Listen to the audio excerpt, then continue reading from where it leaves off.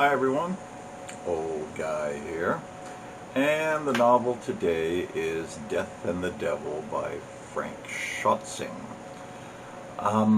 If you are really read up on 13th century Cologne politics, or really up on 13th century medieval politics in general, or really like that medieval crime genre, you know, like The Name of the Rose and those Oliver Putch,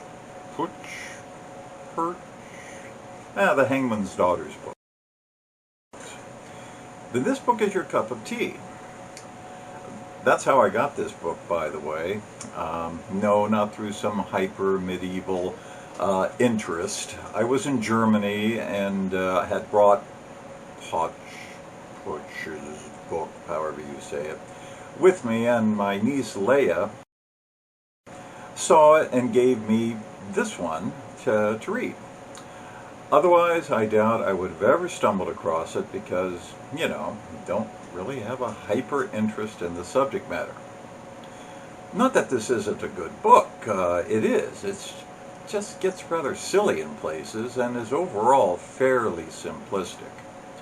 Despite Schötzing's strenuous backflips to make this a dark, mysterious conspiracy of such complexity and depth that only Lord High Templars know what's going on. There's several annoying scenes where someone is about to tell the big secret and they either pass out or die. I'm reminded of that scene in Monty Python's Holy Grail, where Brother Maynard is reading the inscription of Joseph of Arimathea on the wall that ends, "Oh." If you want to see the clip, it's go here. So what's this about? Well, Jacob the Fox is a sad sack petty thief living in a lean-to built against one of Cologne's walls.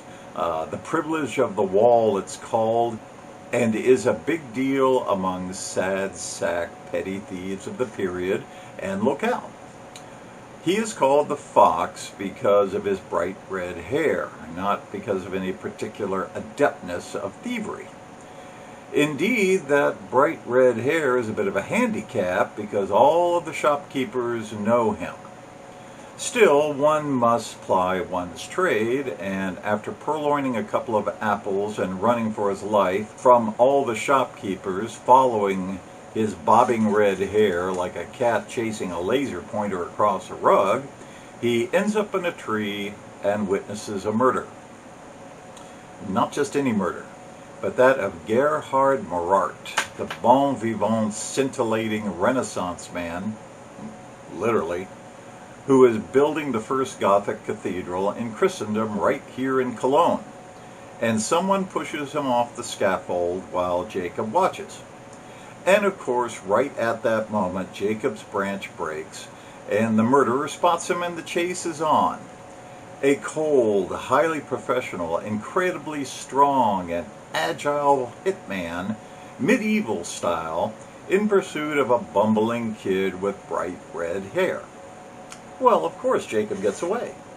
So begins a series of god-awful murders and kidnappings and extortions and trumped-up charges involving a cabal of patricians and churchmen and royalty and guild members and just about everybody else in town with a hand or finger in this somewhere. And all of it is written in a way so that A, the reader cannot figure out what's going on, and B, the characters can't figure out what's going on. But both A and B are silly. You'll know what's going on about 25 pages into this, even though Schötzing will do everything he strenuously can to make you think you don't. And B, you know, that the characters don't know what's going on is only true if everyone is a dunderhead. And they're not. One scene that made me laugh out loud was the moment about 3/4 of the way through the book when Dean Jasper tells Jacob what is going on, right after one of those Monty Python arr scenes.